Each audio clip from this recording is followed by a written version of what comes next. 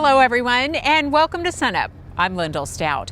We join you today from the Woodward livestock auction where the OQBN sale is underway today. About 1,000 head of cattle that have been part of the value-added program are running through here. You know, each year during the OQBN sales, we collect specific lot sale data, not only on the OQBN calves that sell, but also other cattle that sell at the same time. You know, we collect about 15 or 16 different pieces of information on these cattle. Obviously, we're measuring the size of the lot, so the number of head, the weight of the cattle, and the price they sell for. But then more than that, we're documenting, again, what we know about their background, how they've been managed. We document their physical characteristics in terms of frame size, muscle score, and other quality factors. You know, what we use this data for is again to be able to explain what matters and how much different things matter, and then we can go back to producers and talk about you know, some things they control, some things they don't control. Obviously, steers versus heifers matter, but weight matters, the condition of the cattle, the overall quality of the cattle. And sometimes it's hard when you're sitting in a sale ring to separate all those things out when you watch a bunch of different lots of cattle sell.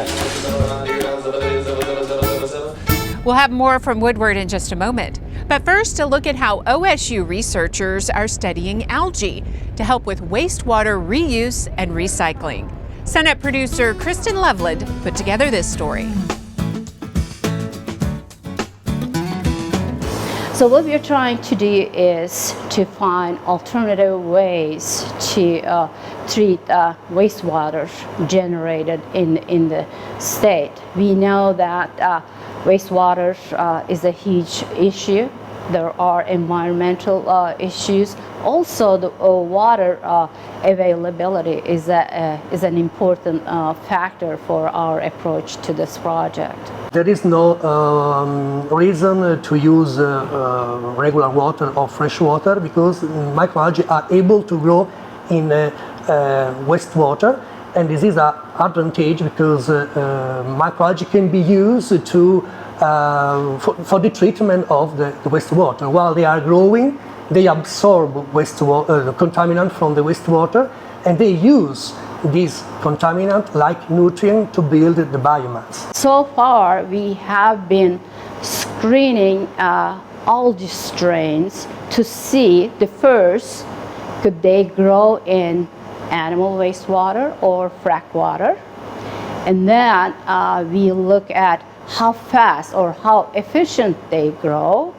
And then the last thing is we look at the characteristics of the biomass produced so that we can convert that biomass to higher value products. The metabolism of microalgae is very similar to the vegetable cells, but microalgae can grow faster. So in a reduced time, they can double the biomass, they can produce biomass, and they can do also in a wide range of hard conditions. Microalgae cells have the ability to adapt a wide range of hard conditions like carbon dioxide concentration, pH, salt concentration, nutrient level, so they can adapt better than what the vegetable cell can do. My ultimate goal is to clean up the wastewater to a level that it can be recycled or reused. This water, clean water, can be used for irrigation. We know that growing crops takes a lot of water. So instead of using, again, fresh water, we could clean up the wastewater and then reuse this water for irrigation purposes.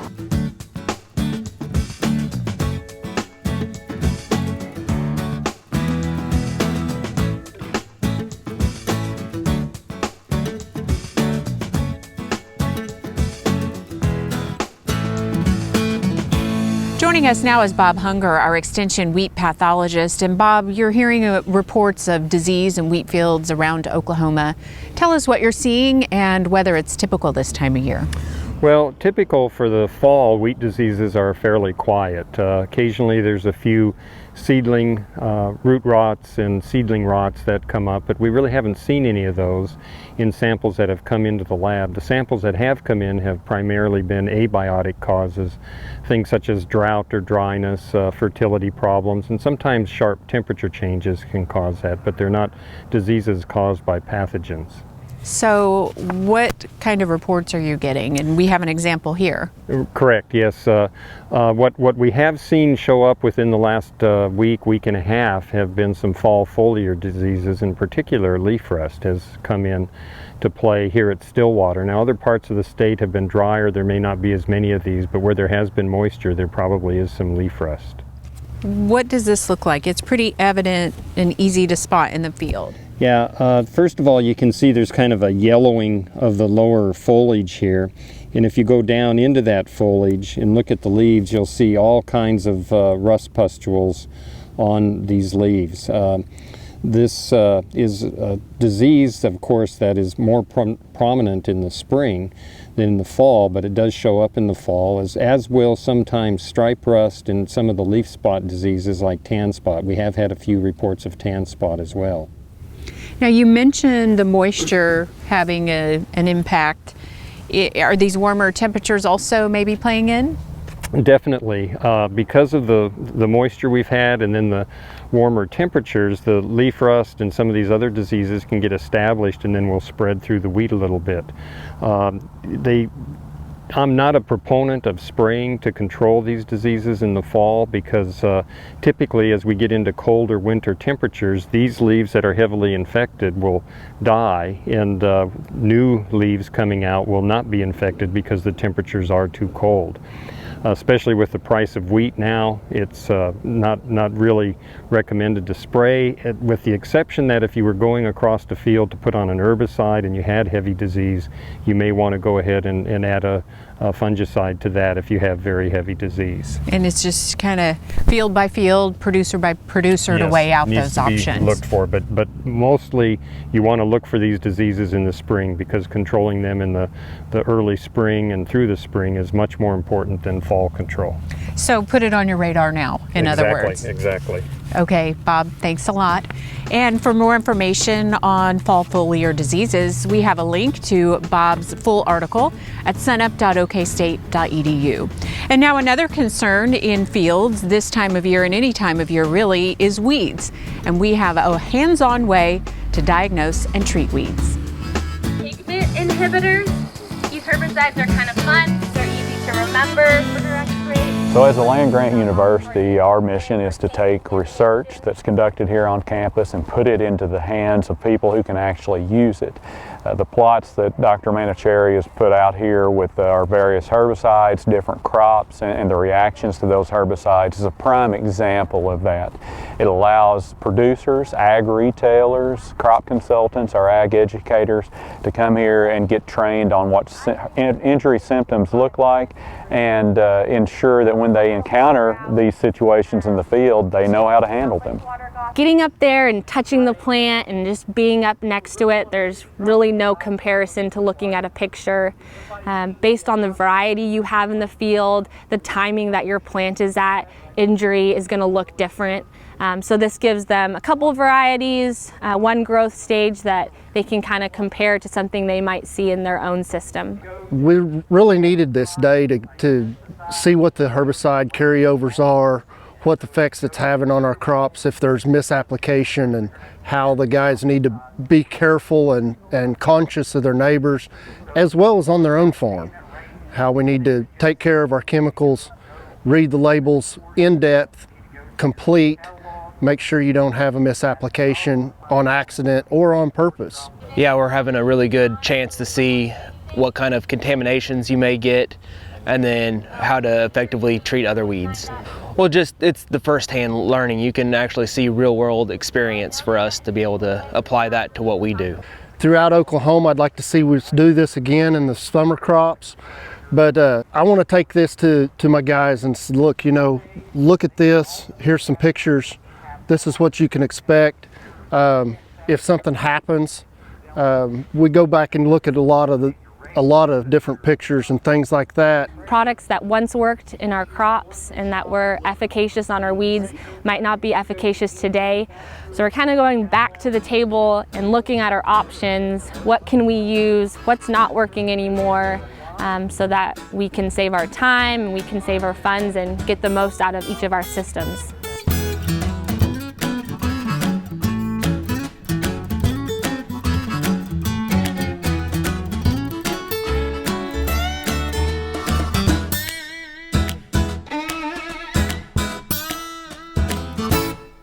Hi, I'm Al Sutherland with your Mesonet weather report. It looks like we can finally start talking about fall in Oklahoma. Wednesday morning was a cool one across the state. Kenton and Eva in the Panhandle had their lowest temperatures this fall, 24 degrees. Goodwell, Hooker, and Beaver had their first nighttime lows in the 20s Wednesday morning. The warmest lows were 58 degrees at Bernieville and Valiant along the Red River. The daytime highs Wednesday ranged from 61 degrees at Boise City, Alva, and Cherokee to 73 degrees at Tallahena and Broken Bow. Typical of an Oklahoma fall day, the skies were open and blue.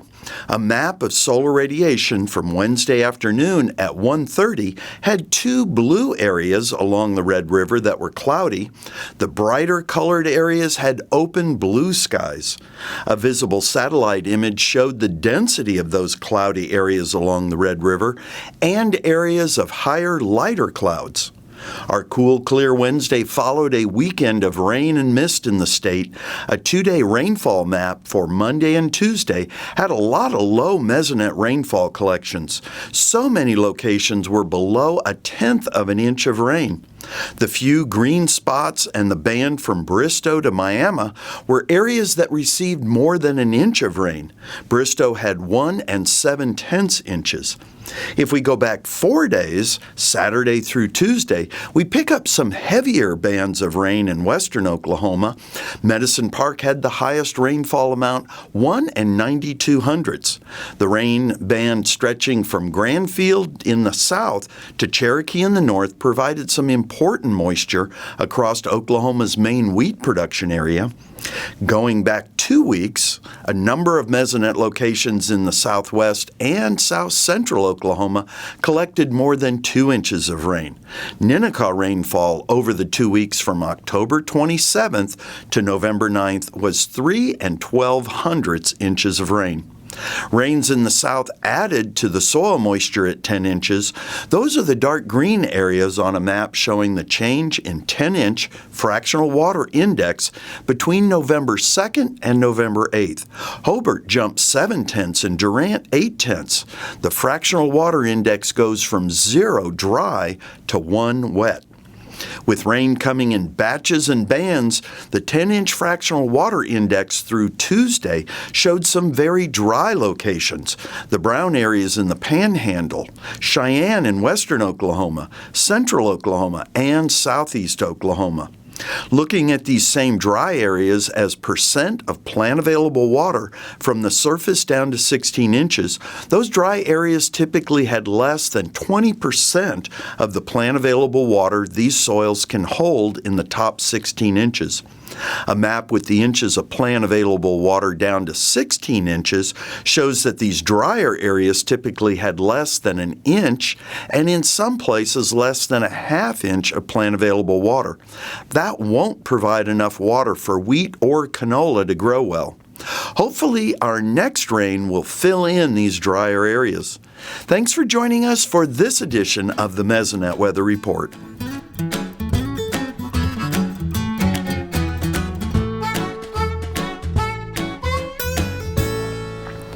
The latest WASDE numbers came out this week, and Kim, we would love to hear some good news. Is there any? I do think there's some good news. You look at U.S. wheat production, they raised it 5 million bushels for all wheat. That's insignificant. Hard red winter wheat ending stocks, they lowered 13 million bushels. That's about 2.2%. I do think that's positive for hard red winter wheat. You look at world increase of production of 10.3 million bushels, not billion. That's insignificant. Ending stocks 31.6 million bushels, 0.3%. That's insignificant. I think the good news is that they raised the average annual U.S. price of wheat a nickel to $3.70, and I think that tells me that they think prices have bottomed out and maybe are moving up just a little. So what does all of that information mean for the Oklahoma wheat producer? Well, if you look back over history, the Oklahoma average annual wheat price runs 10 to 15 cents below the average U.S. price. So if you take 370, that gets Oklahoma, just be kind of negative, that gets us to 355. To date, our price has averaged $3.07. I mean, to get the average annual price up to 355, you're going to have prices up in the 380 to 390 range. Do you think that we can make that difference up? I don't think so, and I think the reason is hard red spring wheat prices and durum prices. You look at hard red spring prices, they're about $1.10 higher than hard red winter wheat prices, and the hard spring is about 20% of total wheat production. So that price spread's going to raise that average up. You look at durum prices. Now durum wheat prices are up around $6.50 a bushel. That's because they had problems with quality in that harvest. That's about 5% of world wheat production. So you take the hard red spring and the durum relatively high prices. Now that partially explains normal on a year in year out why we're 10 to 15 below. So I think it's going to work out to another, say, 20 cents below that 15. So I think that what that means for Oklahoma is an average annual price of around $3.35. That means we still got to pick up another 30. And it's going to take more than a 30-cent price increase to bring that average up. So I think we may be looking at 350 or 360 prices, cash price, not average, but cash price, as we get out into that February, March, April time period. And that's a lot closer to the break even for Oklahoma producers. Well, yeah, it's a lot closer, but it's still, possibly a good dollar below that. If you look at the harvest price, I'm looking at $3.75 for the harvest 17 price. That gets you within 50 cents to 75 cents of break even. Kim Anderson, grain marketing specialist here at Oklahoma State University.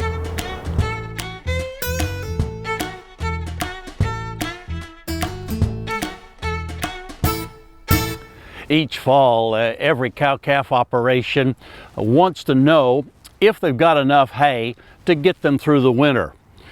From past experiences and perhaps a little bit of calculation, most ranchers have to make that determination as they go into the fall and winter months. I thought on today's Cow-Calf Corner, we'd spend just a little time going through some of the details of the calculations we might make to see if we think we've got enough hay stored up for this upcoming winter season. We know, for instance, that beef cows, the ones that are pregnant, going to calve next spring, will consume on the average about 2% of their body weight each day of a pretty good quality grass hay, something like 8% crude protein. Okay, 2% of a 1,200 pound cow equates to 24 pounds of hay on a dry matter basis that we expect that cow to be able to consume if that's the only available roughage that she has. Now, when I said dry matter, that was an important point because the hay that we're going to feed is not 100% dry matter. Even though it's been stored, it's still got some moisture in it. And the range is pretty wide as to what it might be, someplace between 7 and perhaps 15%. Let's use an average of about 8% moisture for this grass hay. When we do the calculation, that means that cow that was consuming 24 pounds per head per day now needs 26 pounds of the hay on an as-fed basis, or as we would just take it out to the pasture. Now, unfortunately, that's not where the story ends, because any of us that's fed cattle in the wintertime knows that there's going to be some hay wastage. And again, that can be quite variable depending upon the feeding method that we use. It can vary, research says, from as low as about 6% to as high as 20% or more. If we got 15% wastage, then we need to move that average amount of hay that we need to take out to those pregnant cows up to right at 30 pounds on an as-fed basis. So now we can get an idea of the calculations that we may need to make to decipher if we're going to have enough hay to get us through the winter. Another factor to keep in mind is once these cows calve next February and March, then we know that they can consume even more hay as lactating beef cows. And it'll go up from that 30 that we needed to carry out to about 36 pounds per head per day for the lactating cow after she's calved. So now we start to do the figuring as to how many days that we think we need to have hay available for those cows to consume to get them through the winter. If we're going to have one of those rougher winters where we need to feed them nothing but hay and their supplement for 60 days, now we can do the calculation. If it's 30 pounds per head per day times 60 days, we can see that for each cow we need 1,800 pounds, or basically 1.5 of each one of these big round bales. Then after calving, they're going to need 36 pounds of this hay going out each day. And if we need to do that for March and April and into a little bit of May, again, we could have another 60 days of hay feeding. And at this point in time, then that number goes up to something in excess of 1.5, maybe 1 2/3 more bales that we need per cow, to where as we look through the whole winter, it may come out to we need 3 or more big round bales per cow to make sure that we have enough hay to get through the winter. Every situation is different. You may have some wheat pasture you use as a supplement. Perhaps you're going to feed more in terms of supplement than you do hay. All of those things come into the picture. But this gives you an idea of how you might go about calculating whether you have enough hay to make sure that these cows have enough feed to get through this upcoming winter. Hey, we look forward to visiting with you again next week on SUNUP's Cow-Calf Corner.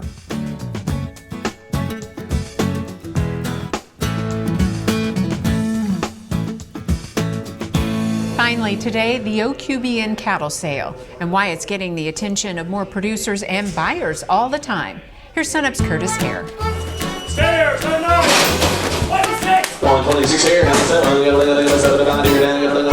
Today, Woodward County is the host site for one of the OQBN network sales here in Woodward.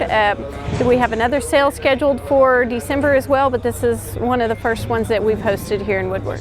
Woodward is, it ranks, varies from year to year, but it will rank 3rd or 4th in the nation in terms of the total number of cattle sold. If I were buying cattle, I'd think that it was real special because the cattle's already been weaned and they have some resistance to a lot of different disease that they could contact. Dennis Vaughn's been raising cattle his whole life. For the last decade or so, he's reaped the benefits of the OQBN value-added program. OQBN stands for Oklahoma Quality Beef Network.